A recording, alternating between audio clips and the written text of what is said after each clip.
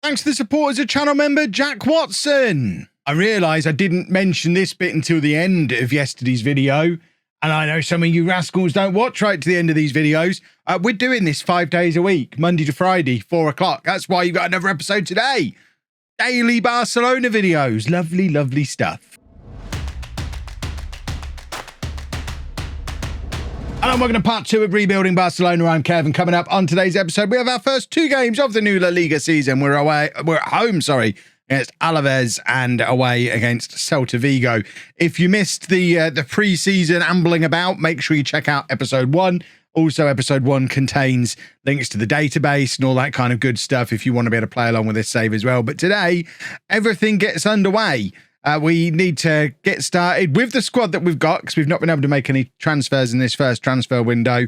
And we're starting to think tentatively about what we might want to do going forward into January. And by what we might want to do, I mean who we want to get rid of to give us any kind of wiggle room in the transfer market. I'm looking at Dembele. I'm looking at Coutinho. I'm looking at Martin Braithwaite. I'm looking at, can we cancel Luke de Jong's loan? I don't really understand that one at all. There's a few of these players who are very, very much fringe players who we could be looking to move on to 3 up. So, Braithwaite's on £105,000 a week. Someone want to explain that to me? Actually, don't even try. I think it'll just confuse me.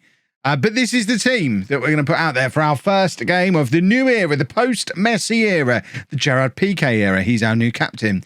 This is the team that we're going with. We're starting things off nice and simple. A good old-fashioned 4-2-3-1 gegenpress. I dare say we'll move away from this as the season goes on because we'll start to bring in players that will suit something else. But looking at the squad that we've got, there's not really much else we could have done. We don't really have another central midfielder. Pedri, although I know how good he is in real life, is only showing as a 2.5-star player in game. I don't necessarily want to be starting him ahead of Coutinho yet to make this a midfield 3 and drop Busquets back. So we can't do anything along those lines.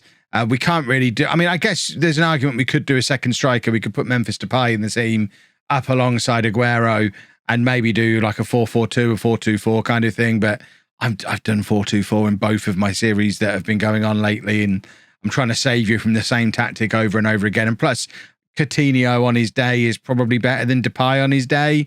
We could even do a comparison between those two players to get some confirmation of that fact. Depay's quicker. Coutinho's better at football. It's nice to have both. And we don't really... I guess, again, there's probably an argument we could do a 3 at the back, but we're Barcelona against Alaves. We don't need to be doing 3 at the back, but we have got Garcia and Umtiti. Probably our most strength in depth that we've got is in those centre-back positions. But this is the side for the first day of the new season. We've got Ter Stegen in goal, a back four of Alba, Longley, Piqué and Roberto, Busquets and de Jong in midfield, Fati, Coutinho and Dembele supporting Aguero up front. This is already a very confusing looking Barcelona side. I don't watch a lot of La Liga, but I thought I just heard game noise, but I don't think I did. I'm not even wearing my headphones. I have no speakers, so I couldn't have done. What I know about Barcelona, though, from the little that I have watched of La Liga over the years, is that Messi's supposed to be in this team, and he's supposed to be the number 10, and he's not in the team, and someone else is wearing the number 10 shirt. Have they given Aguero the number 10 shirt in real life? Because he's certainly got the number 10 shirt in game. I guess it would make sense. They're buddies in real life, aren't they? So I suppose if it's going to anybody, it would go to him, but you would imagine it would be retired, surely. But here is a first touch of the ball for Aguero as he plays it into the path of de Jong, and now Alba forward to Fati. Fati across to Dembele. I need big performances from Dembele in particular immediately if I'm going to look to try and keep him beyond the January transfer window. Aguero, I think, is going to be quite good at doing that. He's going to be very useful for the tap-ins. I don't know how useful at his age he's going to be drifting out wide, running in behind. But if we've got the 2 wide players that we've got, plus the overlapping fullbacks, he's going to be there for tap-ins, and I think he's going to be very effective at doing that this season at least. But we do need to be aware with him, obviously, that at 33, there's likely to be a very steep decline in his future. I don't know when that decline is going to kick in. Obviously, Messi is considerably older than that. No, he's not. He's the same age as that, isn't he? They're both 30. Are they both 33? And he's just gone for big, big money. Have I got 3 players who've picked up injuries already? This is ridiculous. We're going to have to do a triple substitution at half-time. I said we don't have much in the way of strength in depth, and we're going to prove it here because we're going to take all three of these off at half-time. Coutinho, Roberto, and Dembele all injured. So I guess that's Depay, Pedri, and one of those centre-backs is going to have to come on because I don't think we've got a right-back on the bench. Coutinho then, playing it into Dembele. Two of the injured players have combined there. And like I say, we're going to need to see lots of that from Ousmane Dembele if we're going to use him. And to be honest, it might not even be a footballing decision that ultimately decides his fate and whether or not we're going to use him. He's on £210,000 a week. He's definitely one of those players who, even if he plays well, is probably being overpaid.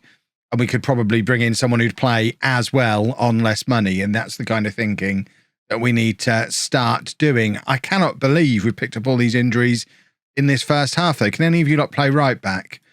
Garcia cannot. Umtiti cannot. PK, I'm not even going to try. Longley cannot. Oh, I see. Well then. I guess we'll play Umtiti there, and it'll be fine.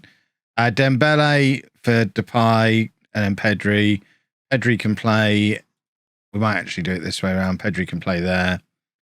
De Jong, could he play right back? No, he can't. Well, triple substitution at half-time. Was not expecting to have to do that. Thankfully, the opposition we're playing today should... Now Umtiti's injured. Are you serious? We have picked up 4 injuries already. We've had a pre-season. We've been playing pre-season matches. We've been training. I don't know what's going on. Why are we picking up all these injuries? As if this save wasn't going to be hard enough. We're now going to pick up a massive pile of injuries in the first match of the season. Absurd. Right. Pedri. Aguero's in again there, and it's a decent save from the goalkeeper this time. 25 minutes still to go on the clock. A third goal here would be a comfort as our players are dropping like flies. It's Alba with the in-swinger. And that, I mean, why is there not a Barcelona player getting on the end of that? I mean, to be honest, I'm finding the kit's quite difficult to tell the difference between. My red-green colour blindness is going to have a lot of fun with this save. I think I don't even know what colour Alaves are playing in, but it's certainly merging in with the Barcelona kit and the pitch, which is just super. Aguero in behind, doing what I said he wouldn't really be doing, and he crosses it to Pedri, and Pedri... I don't really plan to use him as a right winger. My long-term thoughts for Pedri is he's going to be a central midfielder for me, but obviously needs must today, and he's having to play in a position that I wouldn't necessarily want to use him. But Aguero is goal snatching again. I think that's Longley's goal there. We'll have a look at it from the other angle. I mean, it's not. It is Aguero's goal. But I think it was going in anyway from the initial header, and Aguero's just decided to get in and nab himself a second. It might have been going wide. We might let him off. But I think we're going to be seeing some real top-tier goal hanging this season from our new striker. Pedri now giving it to Alba, and then Pedri, and then PK on the edge of the area, and the move just kind of stops. A weird little bit of a lagging situation going on there. Let's not worry too much about that. Aguero's in again. Tell you what, he looks lively. I was expecting a not very mobile old man up front.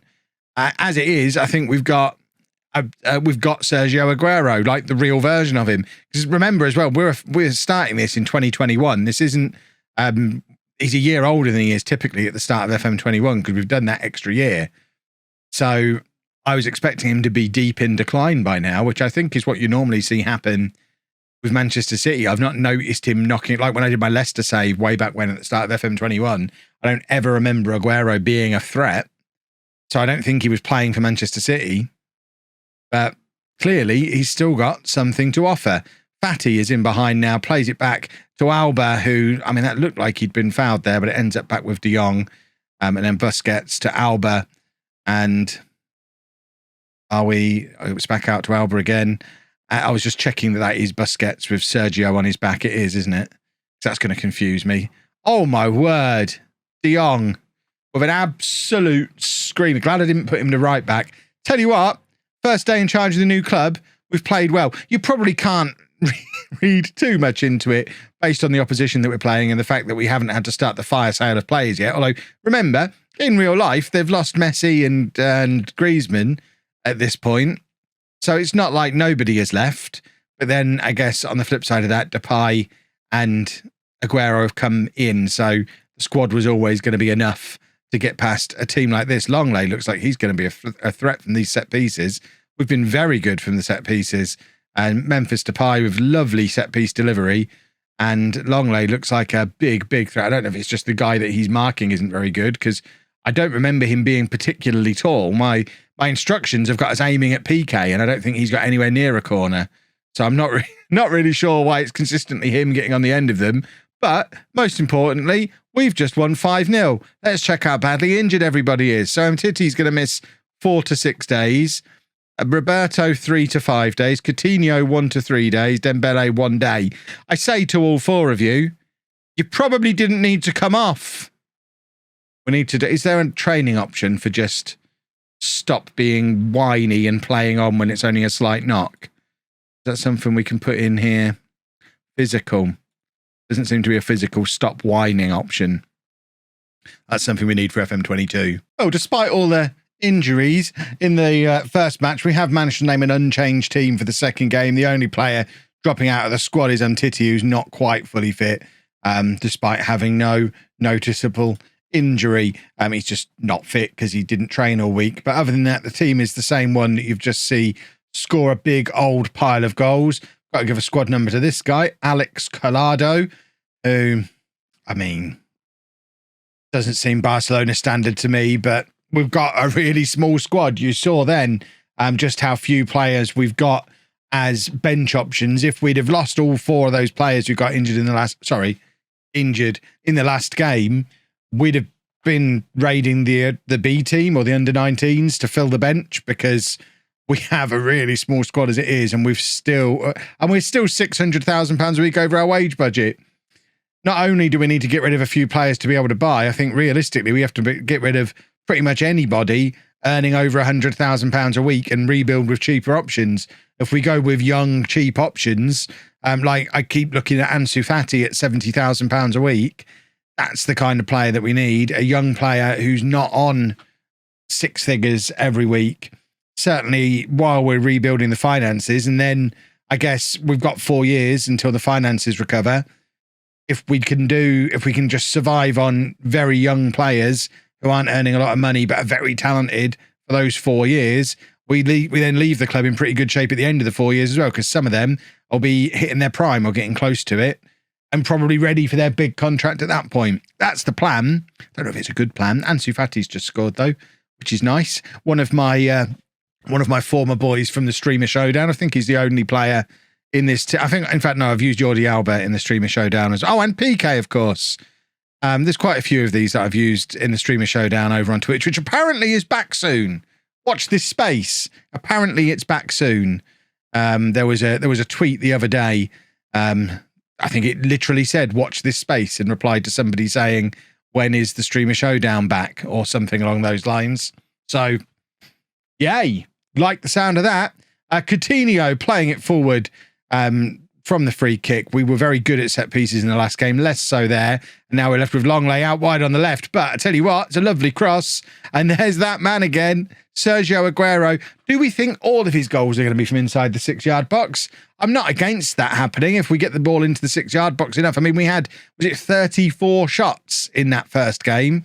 So clearly we're going to create a lot of chances, and we've got a man in there who's going to finish those chances as well, which is very handy.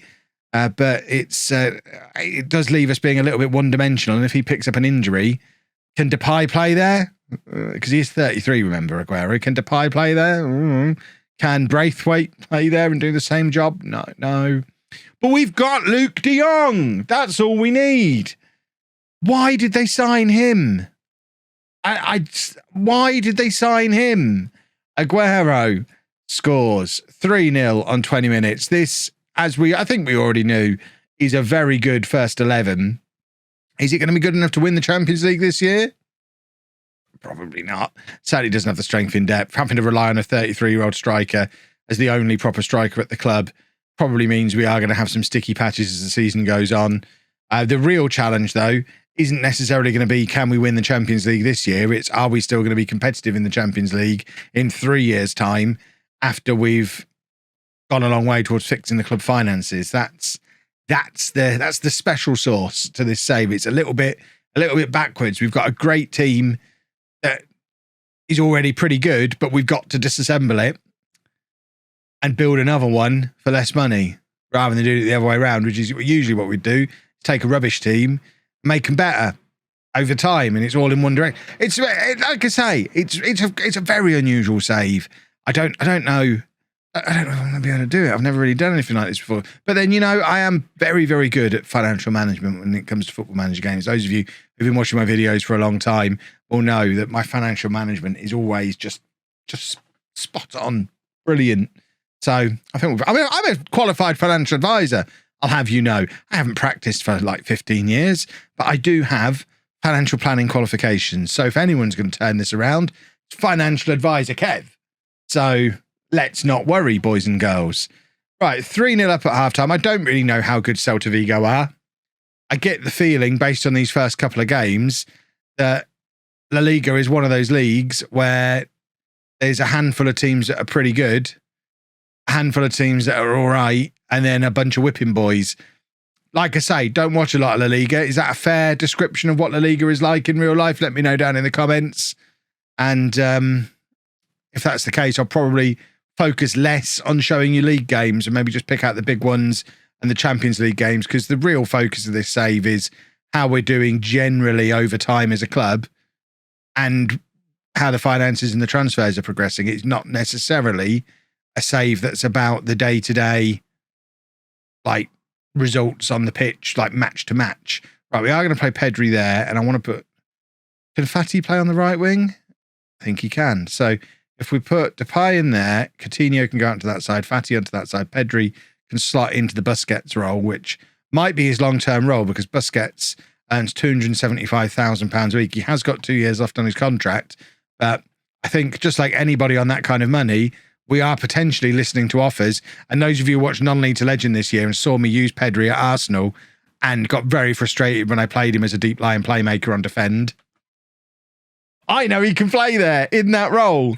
So, I've already got him earmarked in as my Busquets replacement, even though he's not necessarily a like-for-like player. But it's fine. It worked at Arsenal. Why wouldn't it work at Barcelona? You're just not thinking. I think outside the box. This is a save about creativity. Coutinho with the free kick. Aguero nods it down. Has Longley scored again, or is that an own goal? I think that's an own goal. It is an own goal. But once again, it's a set piece, and Clement Longley he's just such a threat. I was not expecting him to be my second major goal threat. We've got Aguero, and then we've got Clement Longley, the goal machine, or just certainly the pest in the penalty area, just getting everywhere. Lovely stuff. 4-1 now. We should probably take Aguero off, I guess. He's played both of these matches. I don't really know what his fitness levels are going to be like, but I'm now looking at De Jong and Fati and seeing that they're tiring. I don't really want to have to bring Braithwaite on. We could have a look at Collado. We're going to bring Collado on. No, we're not. We're going to bring Braithwaite on that right-hand side. Just because, he's here. We might as well play. I don't want to put Luke De Jong on the bench even. But Braithwaite can have a bit of game time. I think we're going to need him as a backup to Aguero as the games start to come a little bit thicker and faster once we get into Champions League time. But yeah, this guy, never going to play a game of football for us, I don't think. Boys and girls, that was just about the best outcome we could have hoped for in this first couple of matches of the new season. I'm a little bit worried there's no Champions League fixtures showing on there. Tell me the Champions League works. Oh, we're still going through playoffs and things. So, yeah, there is going to be a Champions League draw soon, and we are in it. So we are going to see some Champions League fixtures appear, and it's likely to be Champions League fixtures that I show you in the next episode. The Atletico Madrid game comes a little bit too soon. We've got Real Madrid 10 or so games time. we might want a Champions League fixture and something else to carry us over to Real Madrid and then come back from Real Madrid and hopefully a Champions League game too. See, it's all starting to take shape because in the episode after that, it's going to be the transfer window. And by then, we need a plan. If you've enjoyed that, please make sure you leave a nice big thumbs up on there for me. Subscribe to the channel for daily Football Manager videos. And thank you very much for watching.